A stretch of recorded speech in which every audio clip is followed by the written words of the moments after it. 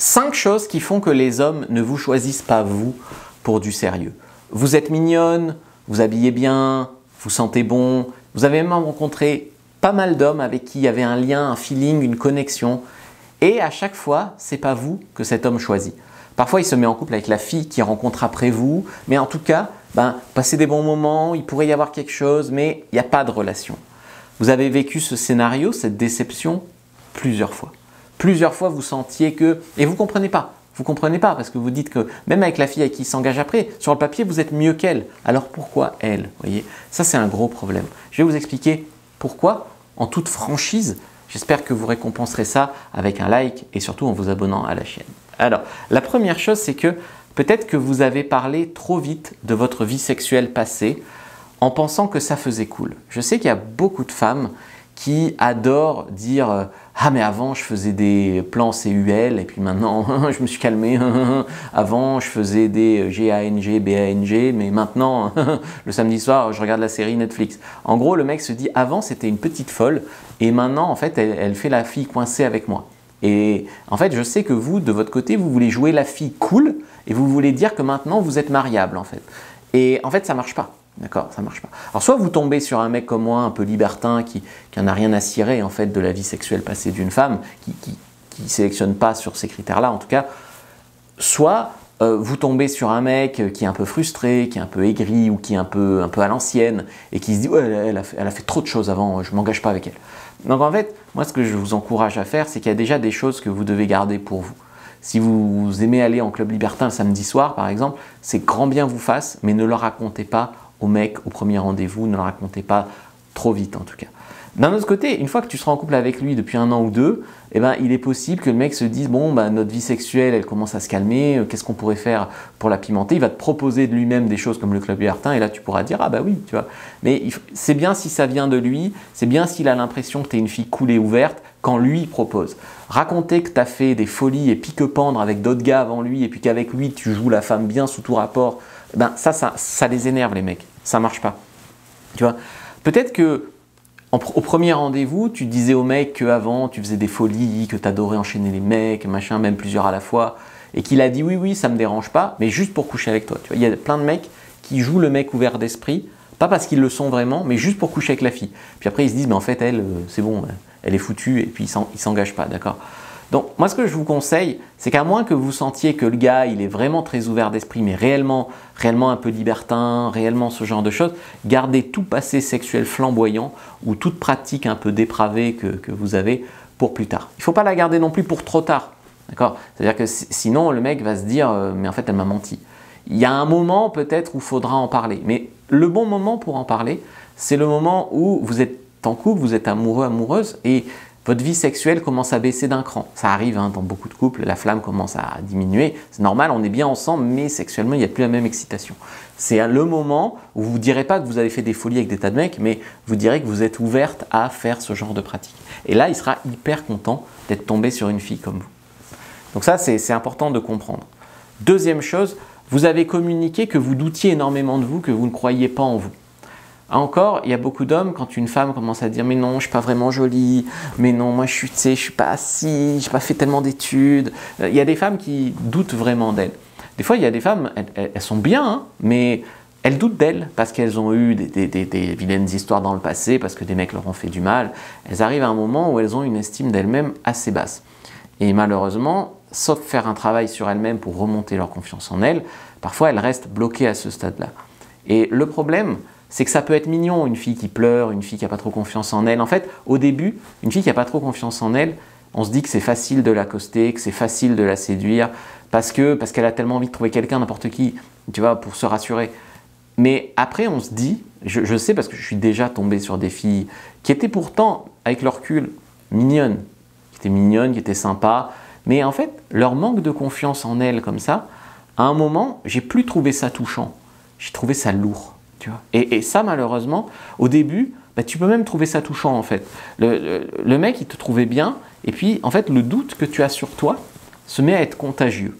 D'accord? Je te parle très franchement, hein, je suis désolé, ça peut choquer, mais en fait, il se demande pourquoi lui, il sortirait avec toi si toi, tu t'aimes pas à ce point-là. Si toi, tu crois pas en toi, pourquoi en fait il se met en couple avec une fille comme toi, tu vois. Et malheureusement, même si lui il se dit elle est bien, le fait que toi tu crois tellement pas en toi, à un moment il se dit ouais mais attends, il y a sûrement un truc qui m'échappe, sûrement un truc que je sais pas, faut que je me méfie, tu vois.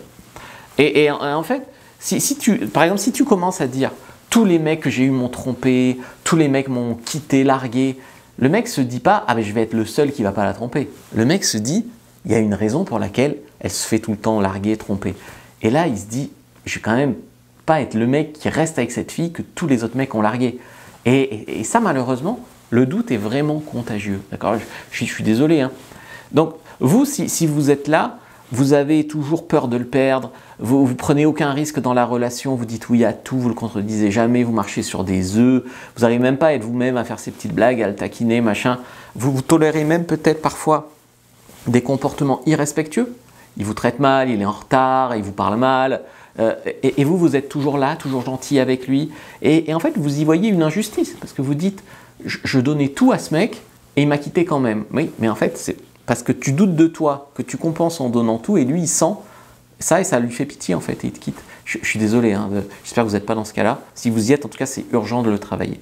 Je vous ai fait une fiche d'ailleurs sur les red flags que vous devez absolument éviter chez un homme qui vous traite mal, les comportements irrespectueux sont listés là-dessus. Cette liste a déjà sauvé des vies, donc prenez-la, elle est gratuite. Première dans la description de la vidéo sur YouTube, lien en commentaire épinglé.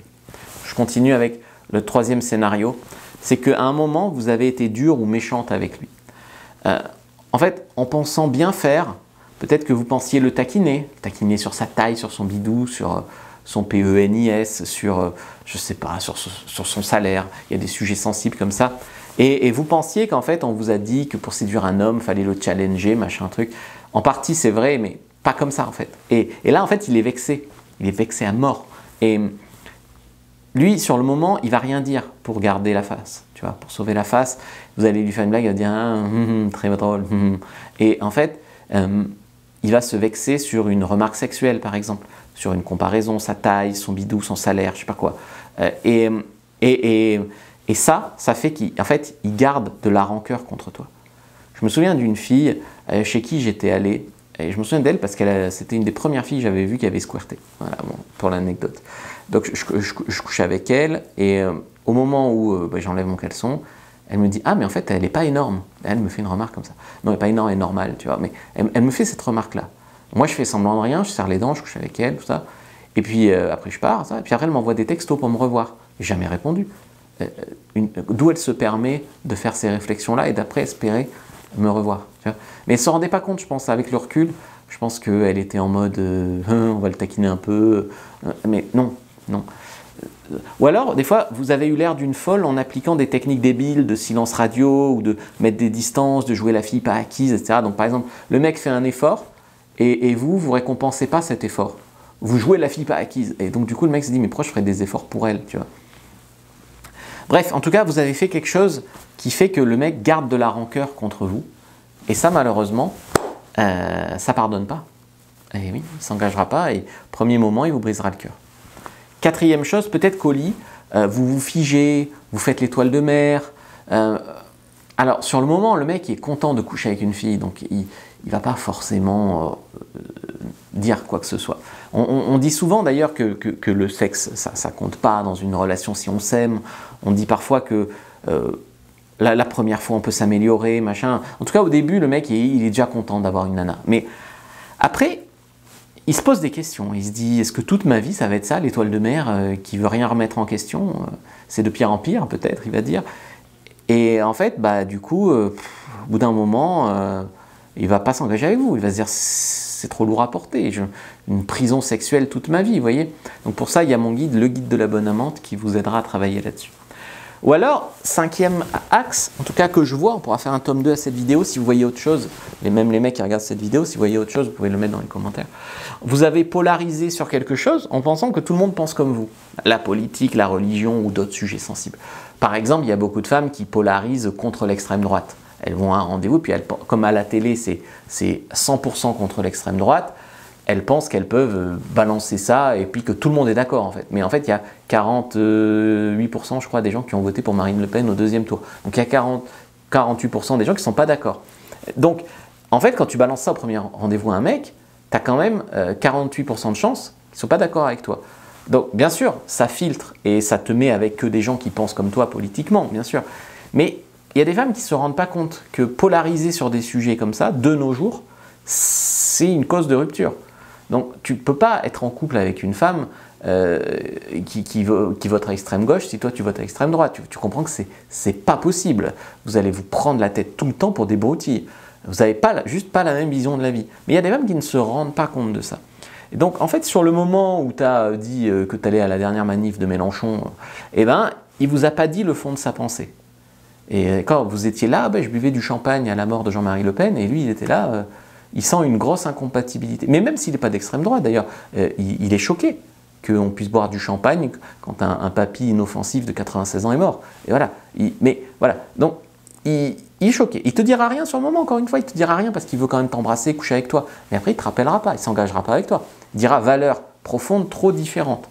Encore une fois, je ne porte même pas de jugement sur la valeur en elle-même. Juste différence de valeur. Il ne te le dit pas parce qu'il veut coucher avec toi, mais au fond, il sent que ça ne va pas le faire. Et toi, tu ne comprends pas. Mais si tu te repasses le film, ah ouais, là, j'ai exprimé des idées politiques, il n'a rien dit, ah, peut-être que, tu vois. Donc voilà, donc je vous ai fait une fiche sur les red flags, prenez-la, prenez dans la description de la vidéo, lien en commentaire épinglé, likez, commentez, partagez, puis n'hésitez pas à regarder une autre vidéo sur YouTube pour aller plus loin sur un sujet connexe. Je vous les ai sélectionnés.